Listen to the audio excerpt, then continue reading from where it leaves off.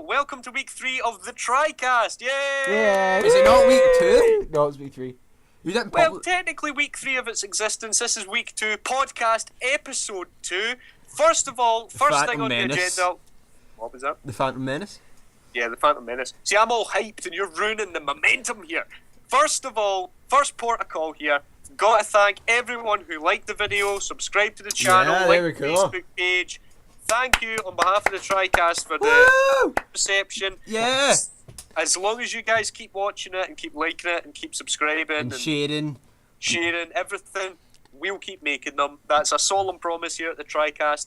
So, shall we also solemn promise that next week or the week before we'll definitely have like video instead of this a black screen, because we nearly done it, except from Google Hangout decided to hang up on us. We know that's a big issue. We've had a lot of comments about it. That's one of the things we're taking on board and we're trying to rectify. Please bear with us. This week it is going to be black screen, so we're sorry if that annoys you, but we're going to try and fix it a tiny bit and maybe give you something interesting to watch in post-production. Then again, it might not work at all. And I might edit some like pictures and stuff in of funny cats and it's always and funny stuff. Cats, isn't it? Yeah, so there you go. Enjoy the cats, people of the future. Yeah. Okay, first topic today. We're going to talk a bit about the Crimean Peninsula. I know last time we did the podcast, shit was nearly hitting in the fan with Ukraine. It's died down a bit, or has it? Oh, controversial. Yeah, okay, right. Josh is just telling me that he's disappearing for now so he can get something to eat. But wait a minute. I'm sorry, I've forgotten one crucial thing. My name is Lewis Cairns. I'm joined today by Joshua MacCallum. Hi guys. He's shouting something. Now he's away. Nathan Black, my bestest friend in the entire world, save a few. Oh, thank you, Lewis. I'll just disregard the last bit there as my feelings get slowly crushed. So yeah, Crimea, has it calmed down? Yes and no. Yes, in the sense that we're no longer looking at like a full-blown, conflict between Russia and Ukraine. So that's the no part. Well, that's the yes, it has calmed down. No is that today Crimea voted, I think it was like 96.6% voted to join Russia. So Ukraine. Can I just stress this though? What type of vote was it? Was it an immediate? I know that on the ballot there was completely immediate. To remain not a part of Russia. 96.6% of the people that voted all voted for joining Russia straight away rather than like. So an immediate kind of union with Russia. And, so what's happened is Russia's already said that they welcome the vote, they support it, they see it as legit. Whereas the EU and the UN and the US have just imposed like massive travel bans, like possibly the toughest economic sanctions that Europe has ever placed on anyone, ever. And I think that in that sense it still has the ability to blow up.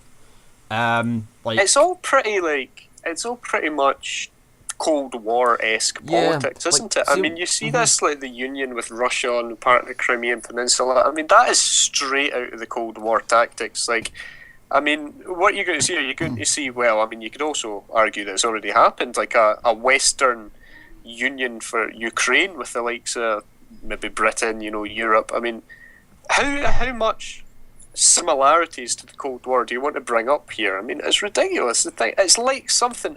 It's a scenario that wouldn't be out of place in the 1960s or something. Yeah, no, absolutely. And I think the one thing we need to really worry about is that there's sort of like a lot, there are different sides to the story. There's always two sides to the coin, and the problem that we have here in the West is that we're only seeing our side and we're not seeing the side that the Russians are on, because for the Russians they are, perfectly, what they're saying is happening and how they're going about it to them is correct, but to us it's wrong. So no, do you know, I'm going to jump in there and I'm going to say I don't think the way Russia's handled this is particularly wrong, and that there's been no bloodshed. There's been, it's debatable as to whether there's been any military movement. I think this is probably the nation that's handled this scenario the best is Russia, to me anyway, because Russia, the Russia of old, the Russia of the 1960s through to the 1970s, would have invaded Crimea in a heartbeat if there had been any issue during the Cold War in the peninsula. They would have been in there. Absolutely. I think it's almost like, even if you went, I think you could go further back from Cold War and say it's almost like, Germany during World War II, sort of the annexation of, German-speaking countries. So it's almost like the Russian version of that. So, I don't know, I think it needs to be watched very carefully so it doesn't continue to escalate, because I know... even to go further back than World War II, let's get all, history student, as we are to history uni students, let's get all history about it.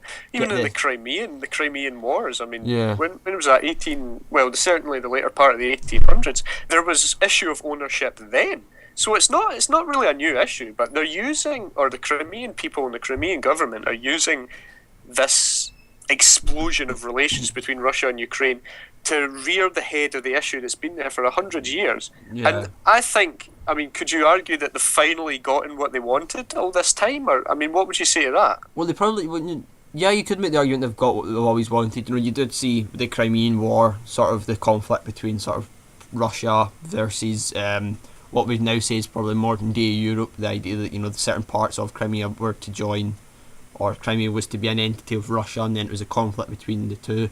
But almost certainly they have sort of gained what they've always wanted, because you do see 96.6% of the people voted to join Russia immediately. If they didn't want to join Russia and they just wanted, freedom from Ukraine, you would have seen a significantly higher majority of the people saying no, we'll just be like an independent sovereign state. I'm glad you bring up that point. Is there any way to actually guarantee that these votes are legitimate? I know Ukraine is calling it an illegal vote. Yeah. So if the government of the Crimean Peninsula has already got the illegal vote claim floating about, would it really bother them? Would it really trouble them if they, rigged the election? Well, I'm not really sure, to be honest, but I think 96.6% is one of those figures that if you're going to make, if it was to be rigged, you'd put it up like 99 or something like that. I don't know. I've never certainly rigged a vote, and I wouldn't hope to ever do it in my life. But I think the problem that we have is that Ukraine is saying that they definitely are no longer, they're not going to give it up. That's like, I don't know, that's the version, like someone coming in and taking over sort of the borders of Scotland, or a part of where we stay, and us just going to be sitting there yelling, that's totally cool, on you go, take it. That Ukraine's not going to be really happy with this. They're going to be I think you'll see Ukraine being more hostile than Russia, because Russia essentially has got what it wants. And I think arguably, sorry to butt in there, but I think arguably you've already seen Ukraine being more hostile, in that Russia certainly didn't. There wasn't any mass armament on the part of Russia. There was undoubtedly the movement of certain military troops, but Ukraine was the one, or certainly it seemed to be, and it was portrayed through the news, that Ukraine seemed to be like a bit like a Jack Russell. Yeah. Like it was barking, and it seemed like it was up for a fight, and Russia backed down to my. Yeah, well, no, you're probably all right saying that Russia backed down, but I think what the reason why Russia backed down is because Russia obviously clearly knows any conflict with Ukraine's going to get squished. Like you're saying, it's like a little Jack Russell fighting against a bloody Alsatian or something.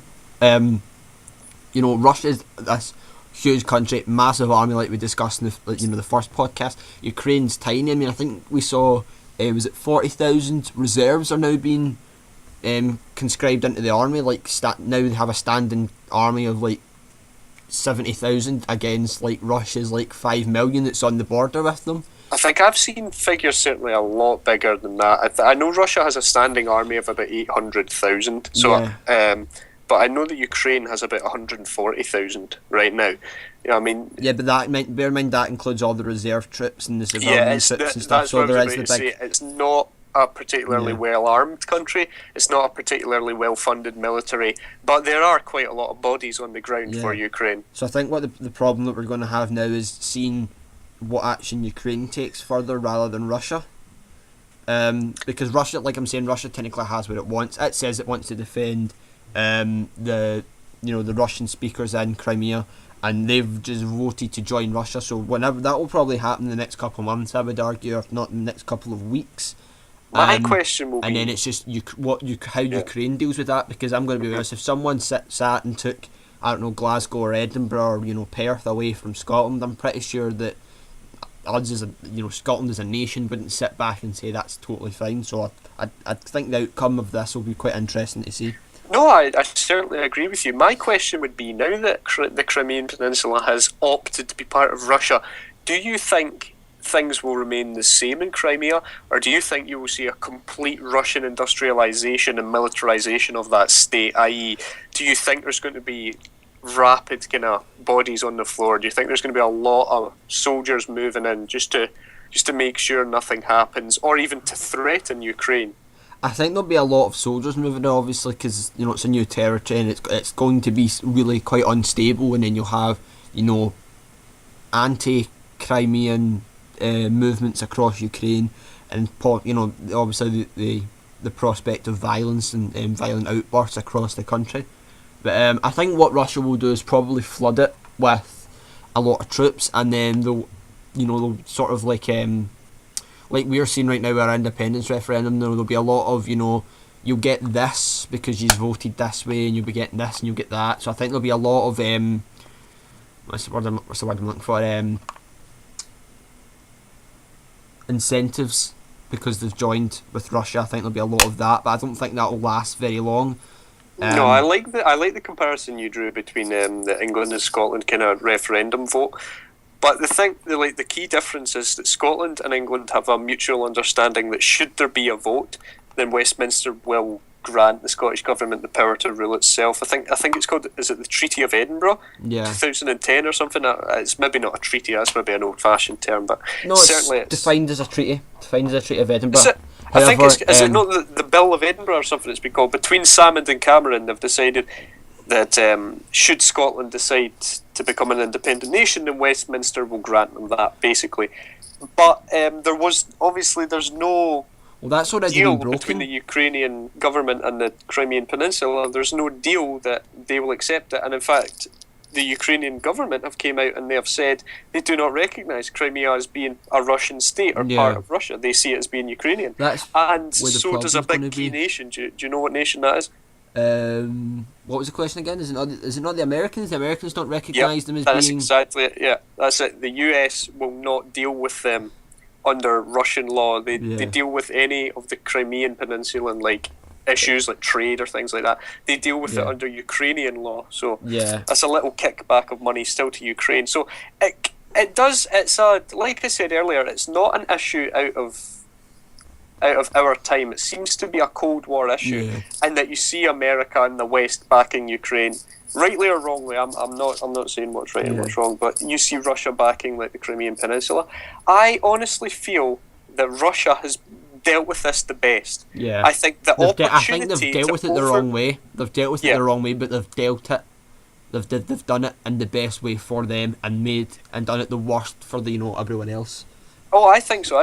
But they've also dealt with it the best way for Europe as well. I mean, because military movement throughout Europe would have been a nightmare. I mean, what was it? Was it you that said in the last podcast that one of our lecturers has said at a stage in the Cold War... Oh yeah, the Russians would have rolled over Europe and they could have moved through Europe in about 5 weeks or something like that. That was during the Cold War. Obviously, they had about 15 million standing troops at that time, But even, 1/15 of that, I don't think it would take long to move as far as they wanted to. Whilst I certainly don't think Putin wants to move through Europe. No, absolutely not. Yeah, do you remember making the point? We said that... if it was to come to blows and Britain was to get involved, Britain would fall. If it was to be like a total, let's just say hypothetically, it was a total conquest situation in which Russia's aim was to take out the entirety of Europe. I think Britain would be one of the first countries to fall, purely because we can't defend the North Sea, and we've seen that with Russian aircraft carriers and was it the Murray Firth? Where was it up north? Just Russian aircraft carriers came into some form. I think it was the Murray Firth, is that not right? Oh, I think it was apparently they were sheltering from a storm, and it took 24 hours for us to dispatch. I think it was just a cruiser or a minesweeper, but this was an entire Russian fleet.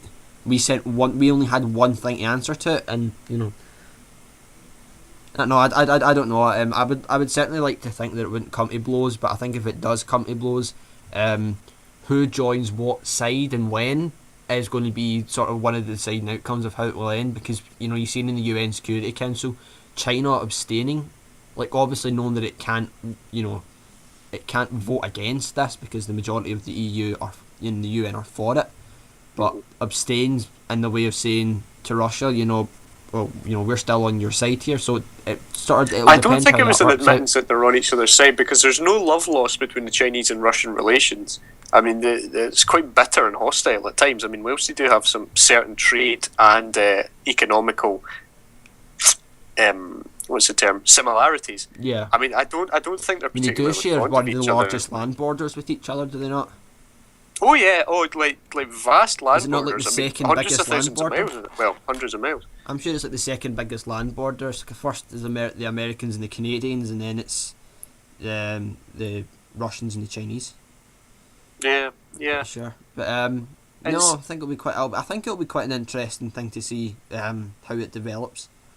I mean, last time we did the podcast in week 1, which is available to anyone on this channel, on the TriCast YouTube channel, we spoke about, remember, it was the 24-hour deadline that Russia had supposedly given, and and it came close then. We didn't know if we were going to wake up and there would be war, European war. I mean, it was a scary thing, and it certainly seems to have died down from that stage, where it's, the threat's slightly less. But, I mean, we could still wake up tomorrow and there could be war potentially, because you see the West backing Ukraine, and you see, obviously, Russia standing on its own with not particularly being backed by China, but China isn't backing anyone. Ukraine, if you get what I mean. Yeah, they're not backing anyone, really. Yeah, China's the wild card, as per usual. China's itself, but I think it's a weird one, and I don't think the potential for warfare is out of the situation yet. Yeah, I think that'll be a lot. I think that'll be there for a long, long time. I think this will be one of those things that when me and you graduate, God forbid that we graduate, and if I don't know what you're wanting to do. You say God forbid that we graduate? Yeah, God forbid that we graduate, because everyone's hopeless with me and you, because me and you'll be like a tag team. You'll be in like lecture and I'll be jumping in going boom. Didn't see that coming.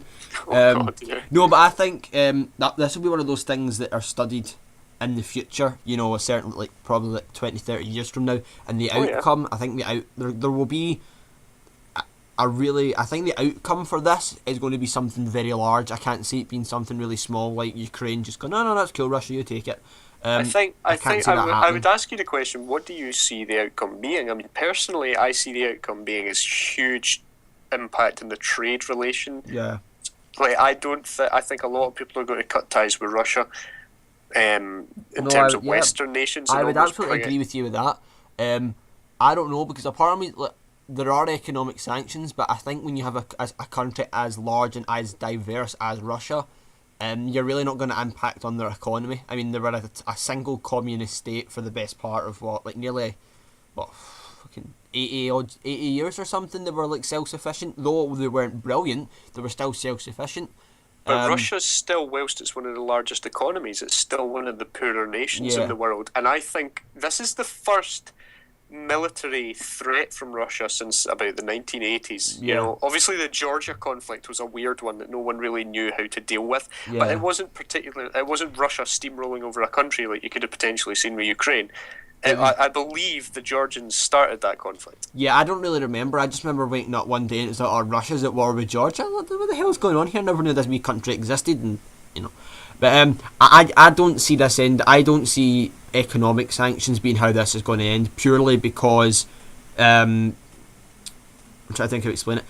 You will not see Ukraine back down, because it's the idea of like liberty, freedom, and the right of self-determination, and to Ukraine and the Ukrainian perspective, as well as most of the European and sort of the Western countries, is the liberty of the idea of liberty has been sort of what's the word I'm looking for? Tarnished. Like the idea of it's like it's been tarnished in the eyes of Ukraine and the West, because Russia's violated the sovereignty of Ukraine by taking this piece of land and removing it Crimea never asked Ukraine for it, like for the referendum. They never asked to leave. They assumed it. They took control of. Well, technically, they took their own fate. So their own destiny in their hands. So to the Crimeans, it's that's the idea of liberty and freedom and stuff. The ability to be self-determination and stuff. But to the West, it's not. And I can't see the West, especially Ukraine, backing down from this and saying, okay, you can have this bit of, you can have Crimea and we'll just back off. Because like I've been saying, if someone took a part of Scotland, England, Ireland or Wales and said this is ours, I would never think, and I think I can't see, and I don't think they ever would back down. So I don't think Ukraine will do that. But I don't think that's a fair comparison to make, because the link between Ukraine and the Crimean Peninsula was always tenuous at best. It was always like Scotland and Orkney. Like, it's not entirely sure if, like, for those who don't know, Orkney is determined as being Scottish just now, but I think technically is it not closer to like Denmark than it is to Scotland? So it's debate closer to Denmark. The only to. problem is with that is that Orkney's been a part of Scotland for a long time. Was it not conceded since the Battle of Largs? Was it not conceded to the Scottish through marriage or something? So the Scottish won it through warfare, actually. Through the Battle of Largs, where they defeated King, I believe it was King Haakon of Denmark. He was defeated by, I think it was it William the First, David the First of Scotland? I actually thought it was Alexander. Was it not King Alexander? Might have been Alexander. In fact, it was Alexander. Alexander the Third. Then Alexander the Third, yeah, because then he went and died. And then all that. I believe it was his daughter was in Norway at the time, wasn't she? No, she was in Orkney. The Earl, Margaret, Maid of something. Is it not the Maid of Norway? I can't remember. See, we need to go back to school. Yeah, no, I know. I'm sure she was. Maid of Maid of Orkney or something like that. And she was coming across the North Sea, and I think she fell ill, and she stopped off somewhere, and then she died, and that's when the whole thing with Scottish succession went to shit. And Edward the First was like, "Oh yeah, I've got a great idea. Why don't you ask me?" It was. I've just looked it up. It was the Maid of Norway. Really? Margaret, Maid of Norway. Yep. Nah, that's what it was, because we had the marriage. That's what it was. Daughter of King Alexander the Third. Yep. So we're, for all of those listening, we are on the right track. We just got a couple of names mixed up there. Yeah. It was King Alexander the Third. Not that anyone cares. This has just been one big tangent. But the link I was bringing up was Orkney's debated as to be whether it's Scottish or Norwegian. Well, let's be honest. If we're going to just debate that as a side note to Crimea, it is almost definitely Scottish, because it was inherited and it was conceded. That's like. Do you know what? I don't know if you're saying it almost is Norwegian. No, because it's nearly Norwegian in the sense that it's geographically closer. But then geographically, I think the land could be deemed Norwegian, but I think militarily, the people deem themselves as being Scottish. No, they deem themselves as being Norwegian, but militarily, that state was conquered and thusly as Scottish. Invade them. Let's do a Russia. Yeah, well, it's a bizarre one, but anyway, the end, kind of the conclusion to that part of the podcast is no one knows where this is going to go. I myself see this as ending in some serious trade embargoes with Russia, maybe some sanctions from the UN. I cannot see a militarised movement against Russia by Ukraine. I think the United States, who have kind of got into bed with Ukraine on this one, I think they will advise the Ukrainian government, with all they've got, stay the hell away from Russia. I mean, you don't, honestly, I think to say the first swear word of tonight, you don't fuck with Russia.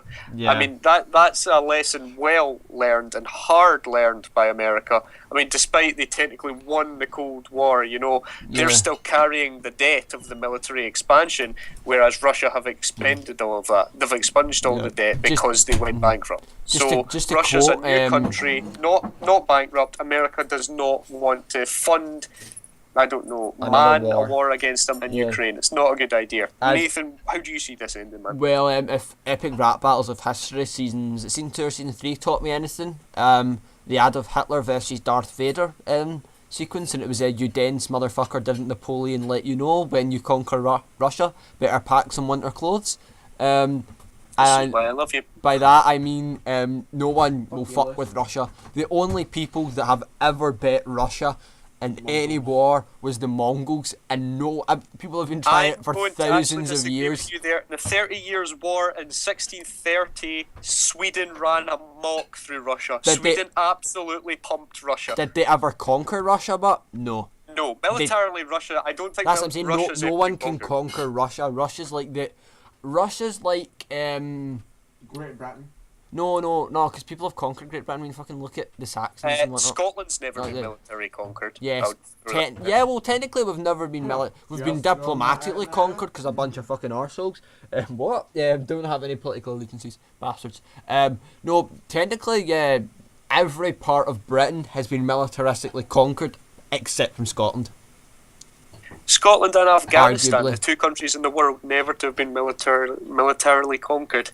I don't know about Russia. I always thought it was just those two countries. But anyway, that's the end of the Crimean Peninsula talk. We're going to move on now.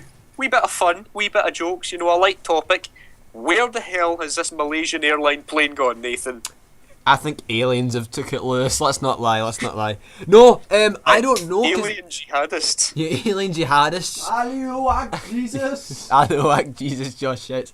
No, it's a really tricky one because first of all they're saying, oh yeah, it could have crashed, and now they're saying no, it's definitely landed. It's been tampered with, and it could be landing anywhere. And then the Americans are all going crazy because the Americans are like, fuck, it's another 9/11. It's gonna happen any minute now. Just wait, watch the skies, and everyone's like losing their shit. And it's just, I mean, I think the UK is sort of like sitting there twiddling its thumbs, going, it might be missing, but so it's the chances it coming here.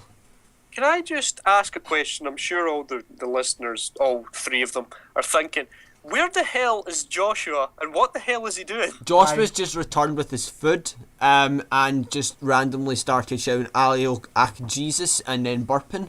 So Joshua, that is unprofessional conduct, I'm going to be honest with you. However, is it professional because I brought some common gold to the table?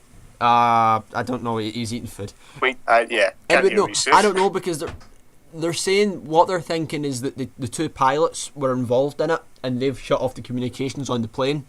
It's a bizarre one, isn't it? Because there's so much. I mean, I remember speaking to you in a podcast that we cannot use because someone, Nathan, messed with the tech and we can't actually hear him coming up. But I spoke to you on that failed podcast about it, and by the time we spoke about it, a photo had come out of a perfectly landed Boeing 747 that was purported to be this missing plane, but the Chinese government came out saying that this was completely false. I mean, what the hell is going on? Yeah, it seems really odd. It's like everyone wants to be the one to find it. It's like an Easter egg hunt, but instead of Easter eggs, it's like £1 million, and everyone's like, "Yeah, I found it." Well, you just stop looking. Oh, fucking! It's an Easter egg that ensures safety of your nation. No, it is. It's so strange in the sense it's like everyone doesn't know where it is, but everyone's looking, and it's like it's just vanished. It's like it just sort of like it has an invisibility clock, and it's just like, shh, we're not here. I know. See, we're laughing now. It is a crazy thing. It is a serious thing as well, but because it's people's lives. If someone has taken this, through violence or with the view to do something maybe like terrorist related, then the danger in that is huge. And then you have the 239 people on board, but what they're saying is the people are saying we think the two pilots are involved because it was the pilots that gave the last transmission. But could you imagine the conversation the two pilots would have had with each other before the flight? It's like, right, look here, Raj, or whatever your name is. I think what we should do is hijack this plane and do something with it. That sounds like an absolutely great idea, Barry.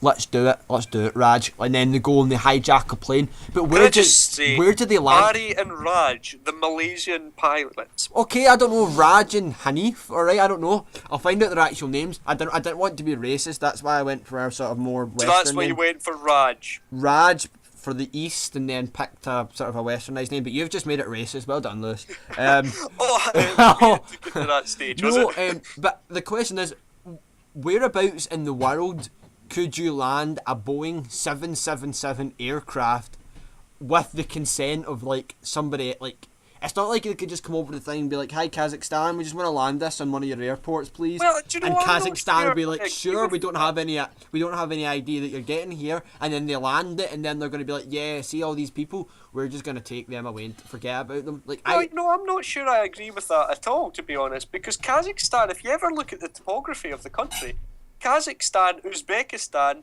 and I think is it Tajikistan, the country that borders it, they're basically just mountainous, but nothing.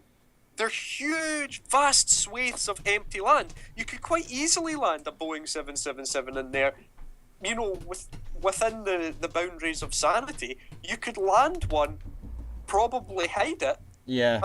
I mean, it's not out of the question that it's somewhere in one of these countries. I know, because there's vast amounts of space. But what I mean is, if there is this sort of, if it has been landed, it needs to be terrorist, or it needs to be something organised by a group that isn't the government. Because if it was organised by the government, you know, they're gonna, if people have seen this airplane, or if the governments have an understanding of where this aircraft is, I really can't see them keeping quiet about this. No, I would agree with that. So would that then denote that no one knows where it is? Or would that then say that someone's maybe a bit crooked, someone's maybe a bit biased, and someone I think perhaps has terrorist swayings? I mean, are you insinuating that a government is or what that I way think inclined? someone's lying somewhere down the line, and they've put the lives of 257 passengers at risk. And that, regardless of how you put it, is immoral. Oh, here comes Josh. Wait, no, it's immoral.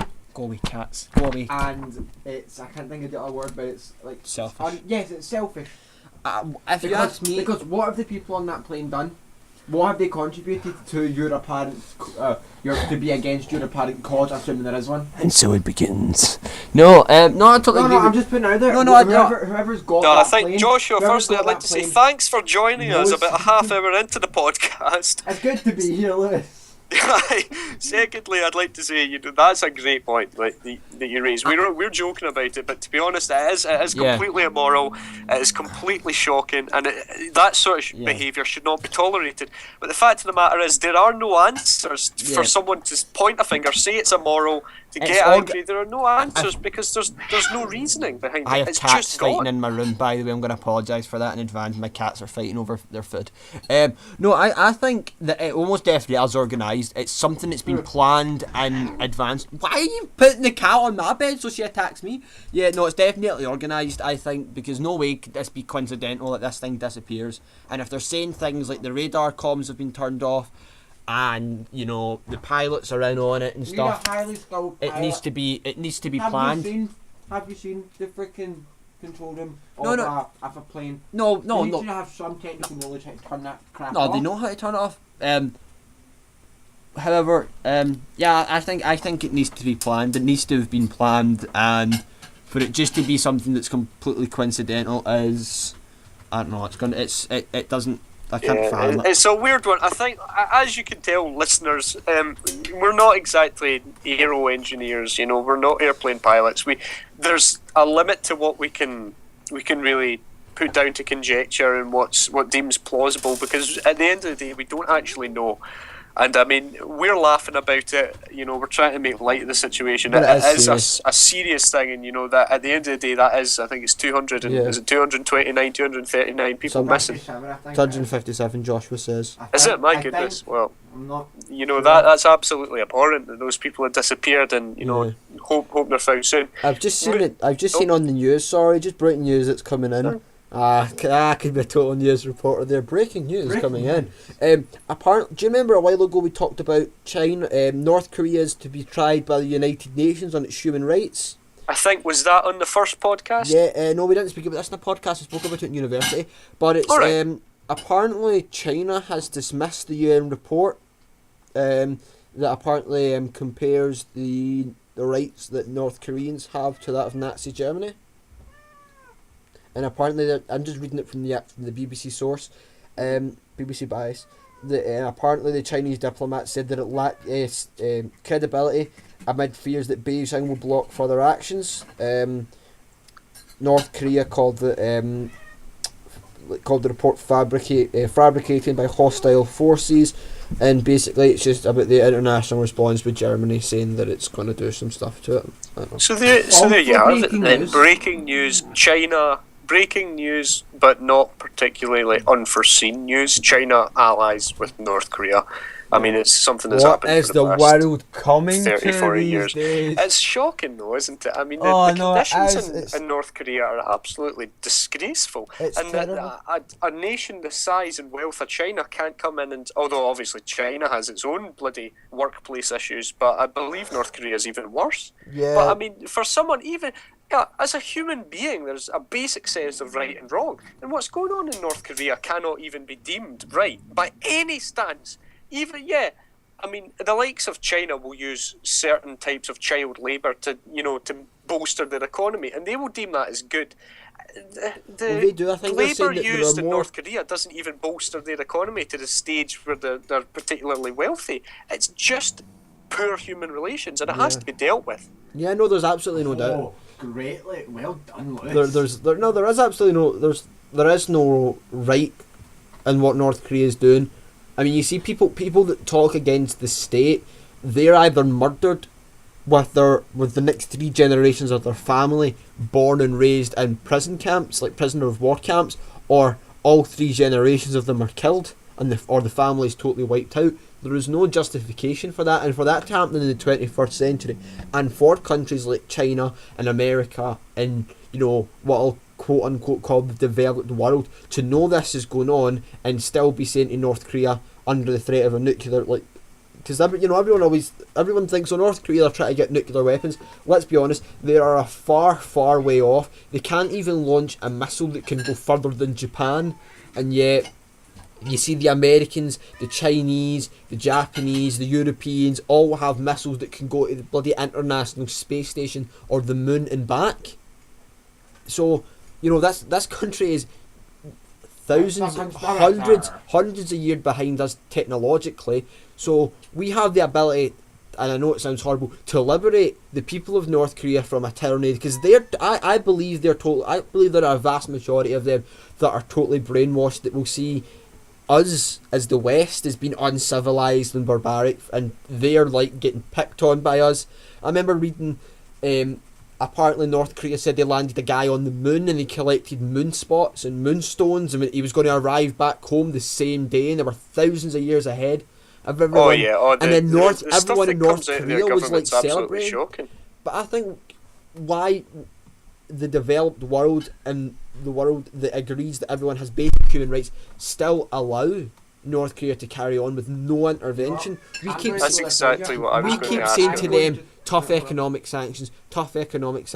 Well, that's not going to do anything to them, because exactly. There's months ago there was a famine ripping through the country as perhaps a direct response of the economic sanctions. Do you know the average height? Yeah, the average height of a North Korean is 5'3", because all of them suffer from rickets because of malnutrition, and yet we still sit here and say, oh no, do you know what we'll do? We'll just impose more economic sanctions. They're not working, and if they're not working, you need to look at the alternative, which is, sadly, something militaristic. But the only reason why we don't do it is because North Korea says, come at us and we'll launch a nuclear weapon at you. They've not got it, because all of their money, all of their energy, their physical electricity, if anybody right now was to Google North Korea from space, there are 2 points in North Korea that are lit up. That's Pyongyang, the capital, and then right up at the border with China is their nuclear test facility. Those are the only 2 places at night time that actually have light. I'd just like to point this out. I'm going to be very, very controversial when I say it, okay? 70 years ago, we went to war with a country because they were taking over people and they were oppressing them. And yet we have a similar situation here, minus the part that they're taking over them, but they can goddamn stop it. But they're still oppressing them, worse than what they did back then 70 years ago. Do you know, I will say this, Joshua, and this may be quite a controversial comment, but I think to liken North Korea to Nazi Germany is perhaps too light a comparison, because economically as a country, Nazi Germany functioned. Yeah, and it's not even that, it's the fact that if you actually look at, like, go watch North Korean state interviews with people they randomly select off the street, it looks like they're holding a gun to their family and saying, read the script. I mean, I remember seeing something that was... no read script now, you don't get rice! That's racist, but quite true. No, I remember watching... It was during the thing that the military manoeuvres last year that North Korea was threatening to nuke everyone, and I can remember it, and it stands out to me. It was a woman on the streets, and she was saying, I'm so angry at America and South Korea, but she was terrified. You could see she was physically afraid. She was shaking. She was pale. And then everyone they interviewed looked so scared, but the thing was, and I remember it because I don't think it was Top Gear, but I think it was a BBC programme went into North Korea to investigate, and what happened was they interviewed a farmer, and what he was saying is apparently the farmer was saying that, oh, you know, it's so the crops are so bountiful in North Korea, there's no such thing as a famine, and then he was saying, yeah, you know, I'm just a humble farmer, so, you know, this is my living. He had, like, bananas and oranges and all these exotic fruits that he was saying he claimed he grew off his land, but then turned around and said that no, what had happened was he was a military general and he'd retired, and the fruit was a basket, like just a normal present that he got, but it was clearly scripted because they noticed he kept on jumping between saying he was a general and a farmer, and it was like, so, I mean... The state is totally brainwashed these people into thinking that the way they live is completely acceptable. I think, and I'm being honest, if you took 100 North Koreans and 100 people that don't live in North Korea and switch places, the 100 North Koreans would stay. I think they would. Koreans will come out. It'll just be deep. No. Let themselves do a BC. No. I think the 100 North Koreans that you would take out, or the North Koreans you would take out, would want to stay. I think they would do anything. I think if you put them on a bus and said, right, you're going back now, they would do. I think they would kill the driver. They would do anything to not go back. And I think it's just shocking that in the 21st century we're still watching this going on and thinking not, you know, we'll just let it, you know, we'll just say we'll stop trading with you. Well, nobody trades with North Korea. I mean, I don't think even 0.5% of British exports go to North Korea. Well, I think that's a point well made, and I think the bit you said there, the 21st century still having to put up with, frankly, a dictatorship like that is shocking. You know, just as Joshua was saying, 70 years ago there was a dictator quite like the one in North Korea, and frankly he was dealt with as best as the countries could. And I think, whilst I'm not saying there's any sort of danger like there was with Nazi Germany, I think this situation needs to be dealt with. I think North Korea has to answer for the troubles and the human rights issues and, frankly, the malpractice it shows to its population. I think that those in charge need to answer for that. And it's unfair, frankly, because, I mean, going back to the comparison between Nazi Germany, if you were German in Nazi Germany, you were treated well. Yeah. Now, there is no lower class that is treated well in North Korea.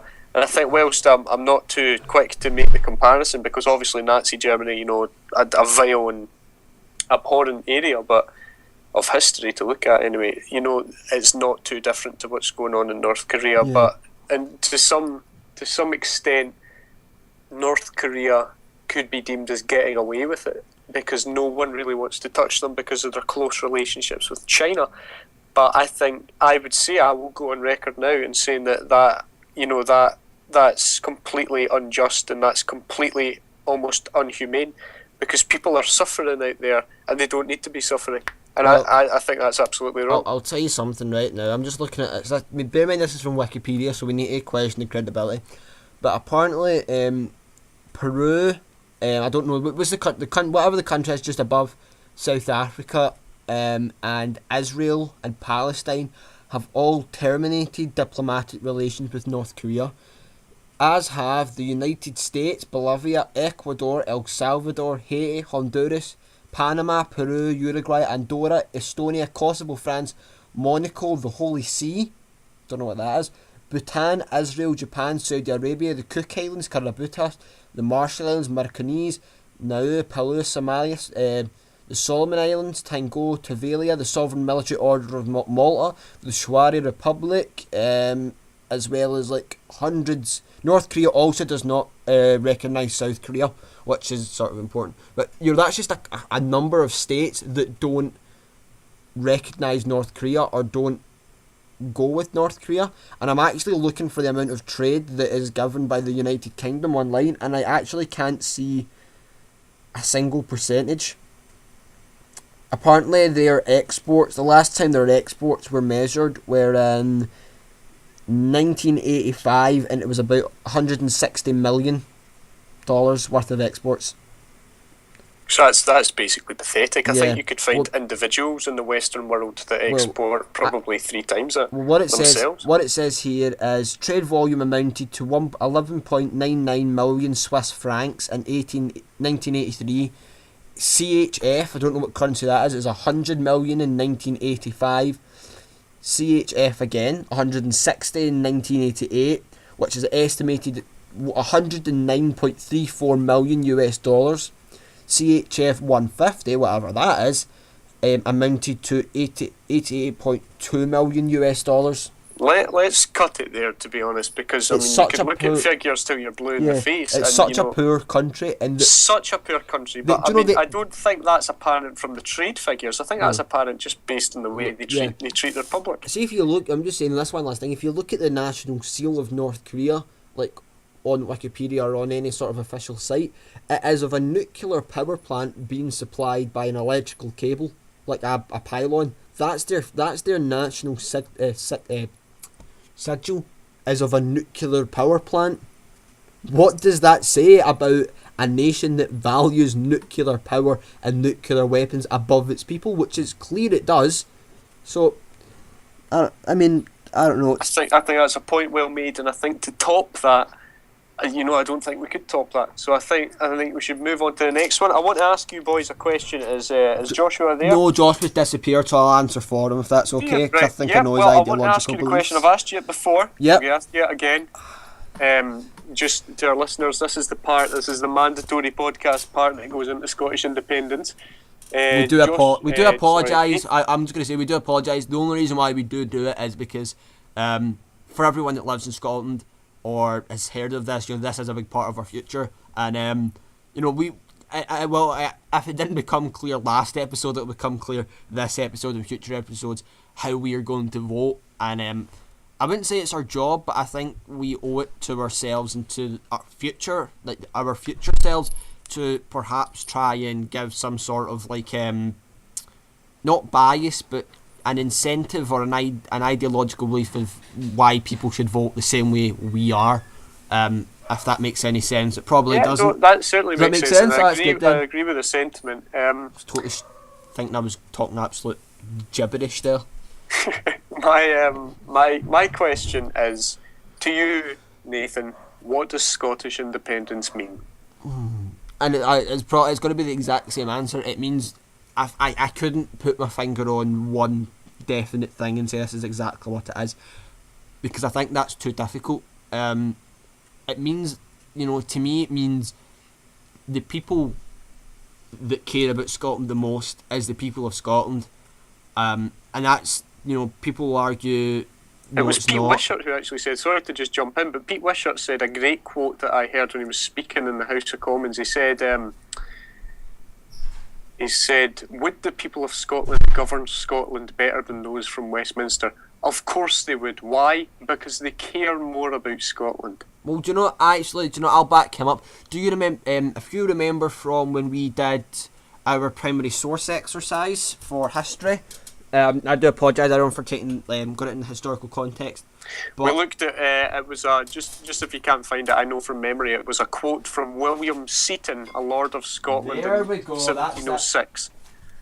Yeah, continue. I'm going to see if I can find the exact quote. Well, William Seaton, 1706, he was a Lord of Scotland, and he was part of the Council of Scotland who were to decide if there would be parliamentary union between Westminster and Scotland in 1706.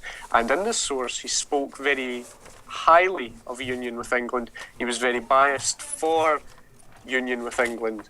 and he advised that a union with England was the only way Scotland could function. Yeah. Did he not quote in saying that it was natural for the monarch or the government to favour the one that had the most money, and the only way that they would be true equals is if there was no, there was no like physical difference between, like the state, like there was no Scotland, England. It was just Britain. There was no concept of any other nations.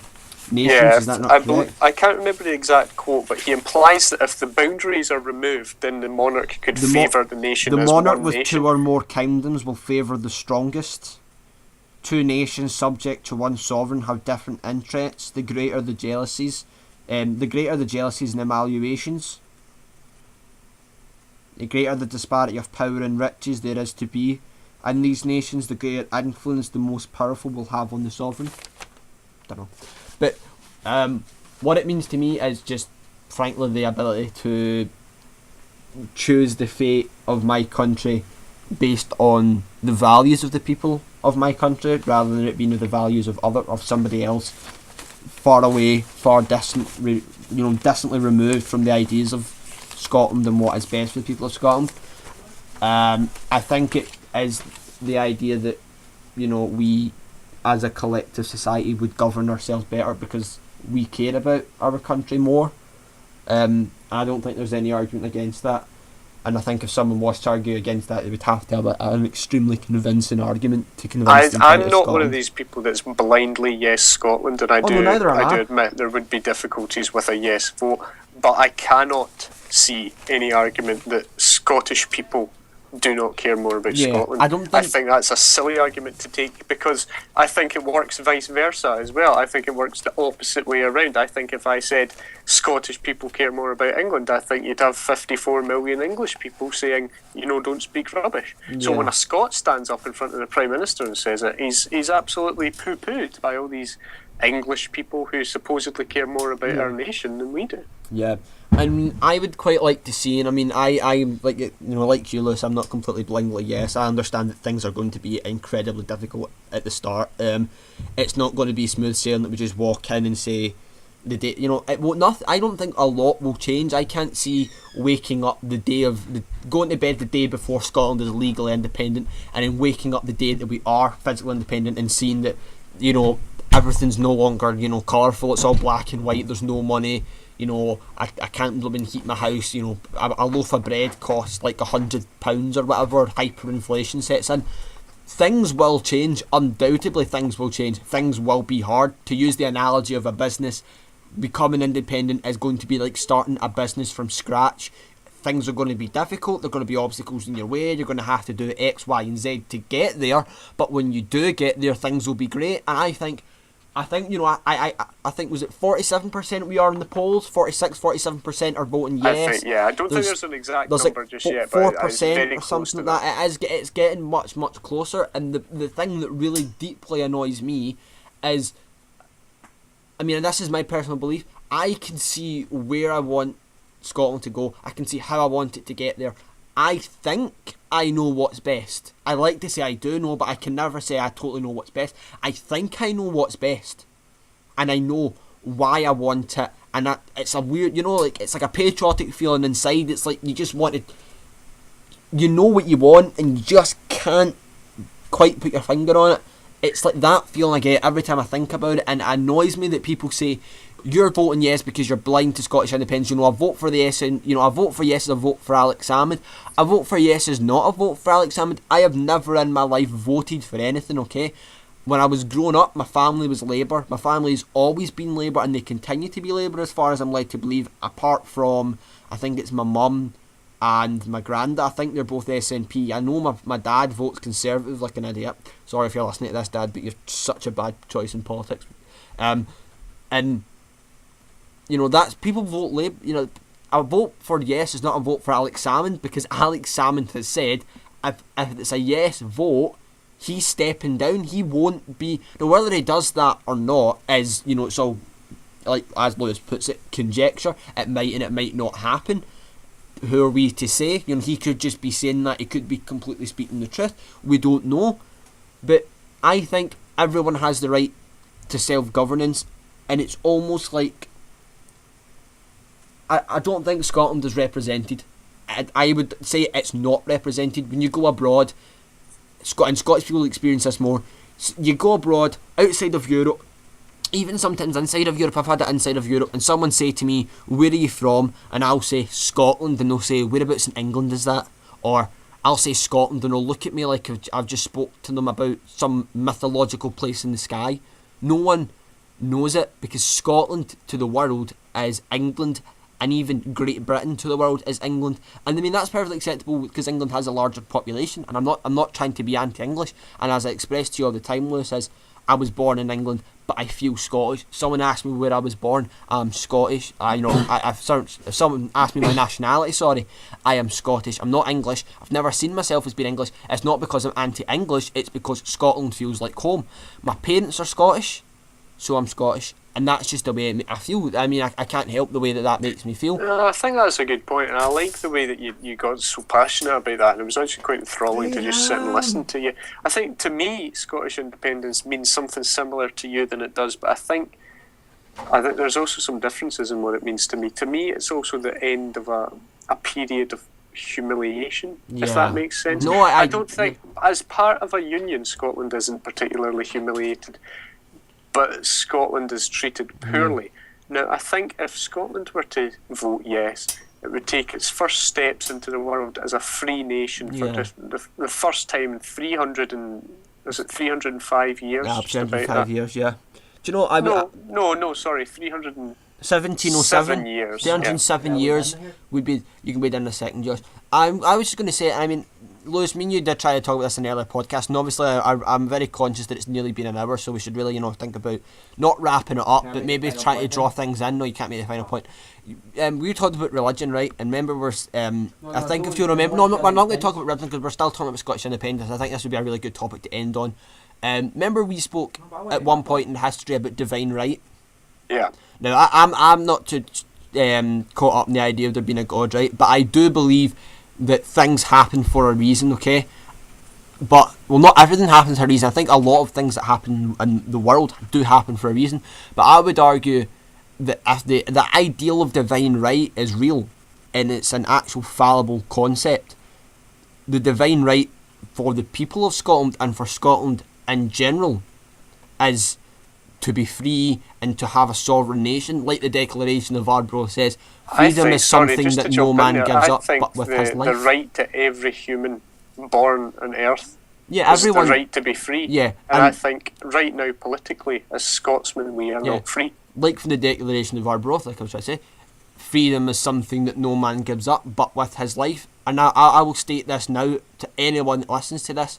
If I wake up on the day of independence and there is a thought, someone says, whether we win or lose, people might say you're a sore loser, but if we lose and it's because there are claims of vote rigging, or the UK government just won't accept it, or there is something that, even though it's a credible yes vote, if something restricts that, I'll take to the streets, and if it means I have to burn down Glasgow, I'll happily do it to get my freedom. I just want to throw this. I wouldn't hurt anyone, let's be honest, I wouldn't hurt anyone, but I would happily stand at the barricades with my saltire, and because I think that freedom is the most basic. I would stand beside you, because see, as Scotland, freedom is the most to ourselves. I think seen as independent people. I think for Scottish people and for everyone in general, everyone around the world, freedom is the one privilege that you should be born with. You can't choose your gender, you can't choose your sexuality. Some people will argue you can. I'll argue you can't. I think everything is predetermined in life, but the one thing that every human has the right to is freedom. And I think this September we have the chance, what I think will be the last possible chance to vote for that, and I urge everyone that think not right now, think of in the future, for your children, for your children's children and their children and so on, generations to come. Do you want them to live in a nation full of austerity and, like we talked about last week, nuclear weapons that we need to replace every 3 years, or a country that will have bountiful supplies of money and natural resources that can give you free healthcare, free prescriptions, that can help the young get jobs and get homes and increase the pension of the elderly, look after the elderly. So many more benefits than you currently get. And I think the only way to get that is through freedom. You make a great point, but can I just state that for those who are listening and who don't know what we're talking about in terms of freedom, as people, we are free. I mean, let's not deny that. Well, not really. And I think the United Kingdom is the only place in the world that you were born a subject of the monarch. I remember reading this. No, because any Commonwealth nation, which is about 1/4 of the world anyway, but they're all subjects of Her Majesty the Queen. So technically, you're never born free if you're a Commonwealth. I would argue that in it's optional to worship the monarch, not worship. Sorry, to all hail the Queen. Go for the holy pilgrimage to Buckingham Commonwealth Palace. nation. But sorry, by freedom we mean political freedom, and I think it's only once in the past 60 years has the Scottish vote meant anything to the Westminster result. Is that correct? I'm really not sure that even counted. It did. I know it did impact, but I would argue how much it really helped. Listening, the population of England is so great that even if every single person in Scotland voted against one party in England, it would usually be put into power anyway, because the English vote just eclipses the Scottish vote. And by saying we have no freedom, we mean political freedom. Yeah, I think it was like 60% of Scotland. I think it was like 60% of Scotland voted Labour, and Labour still didn't win the election. And then I don't even know. 60% of Scotland, just for anyone listening, that's about 4 million people. That's not even a minority of a vote in England. Yeah, that's. I mean, when you think that what I don't even know what the current population of London is, right? But put it in perspective. London's probably about 2 million. The entire population of Britain is smaller than the entire population of the smallest American state. Now, Scotland has a smaller population of the biggest towns in London. And not in London, in England. I think actually London outpopulates Britain. Scotland even. Sorry, I'm losing my words. I'm not sure about that. If that's true, that's certainly a scary fact. But that's what we meant by freedom. We are partial to hyperbole as students. We do kind of get a bit caught up in it, and we are free. I mean, let's not deny that we are free. If we want to go to shops tomorrow, we can go to shops. If we don't want to go to school, we can go. We don't have to go to school. You know that. Because we go to university. Yay! Yay! Actually, yes. No. London has, as of 2011, had a population of 8.174 million. Wow! So there you go. London and Scotland. Its population in 2013, which isn't available, bastards. That's probably a BBC website. Apparently in 2011 the population of Scotland was 5.295 million. So about 6 million now. Right, sorry, I think we should probably end it there, because I know the time's grinding on, and I know we've probably gone over some issues. So let's say our thanks. Guys, I'd like to thank you for joining me tonight. Thank you, Nathan. Thank you, Joshua, for kind of swanning in every 2 seconds. Just killed Joshua. No, I had a really He's like sitting there mouthing to me like, I've got such a good point, and it's like, we'll get you in 2 seconds. Next week's podcast, Joshua, then you can raise it first. Alright, use it right now. Right now, you get about 30 seconds. Go for it. You were talking about how, Lewis, you said that we gave up our independence and whatnot, blah blah blah, and it was a farce and whatnot. When you think about it, at even before 1296, and so on and so forth, up to whenever the Second War's independence were, people fought and died for that. Your ancestors fought and died for independence, and then for 400 years later, you gave it away for a wee bit of money. That's shameful. Yeah. Well, shameful. That is a disgrace. And the wee bit of money quote kind of threw that for me. I mean, I was completely on board until you said that. No, but he is right with the money. There was threat of significant military violence against Scotland if that treaty was not signed. But think about the old alliance. But you could never forget that, because it's vastly significant, and that Scotland would have been raped and burned if they hadn't signed that treaty with England. And I mean, to anyone who doesn't believe me or doesn't know what I'm talking about, a quick Google search will reveal that the London government actually threatened Scotland to burn and pillage its lowlands, the only fertile lands in Scotland, for every 6 months of every year. Was it not they would salt them and then they would salt take them for the other six. the rotting nothing could grow. the rotten Famine would sweep through Scotland, and the people would die. That was the threat of the London government if the treaty was not signed in the first place. So I think to say for a little bit of money is a bit unfair, but I do agree with the sentiment that people did fight and die for that independence. I'm pretty sure they also said that they would take the corpses of the fallen, where they would salt the fields and then bury the corpses under them. So even if nothing grew because of the salt, but things grew because of the corpses, they would be physically consuming their own dead. Let's not get too tied up in it, but because we are so many details. But the fact remains that what Joshua said was completely true. People did die for that independence that was signed away without too much thought, and I think that point is a great point to end it on. Guys, I'm going to thank you for joining me. Thank you, Joshua. Much, thank you, Nathan. You're very much welcome, Lewis. Thank you, ladies and gentlemen, for listening to us. As long as you guys keep liking, keep subscribing, keep sharing, we'll keep putting them out. So for now, it's goodbye from me. Can I just say, if anyone has a topic they'd like us to discuss, doesn't matter how stupid it is, put it down below or post it on the Facebook wall. The link, if you go on to Facebook and just type in the TriCast as it appears in the channel name, I think we'll try to put a link in. You can like the page, comment on it, let us know anything you want us to discuss. If there's any arguments you'd like to make against us, and maybe next episode we'll try. Exactly true. And if anyone wants to actually be a guest on this show, if you email us and talk to us, we'll welcome you on. And we're not against taking arguments against how we believe, so if anyone feels different to us, feel free to speak to us and bring up the issues. So guys, for now, thank you for doing that, guys, and thank you for listening to the podcast. See you later. Thanks very much, guys. Bye.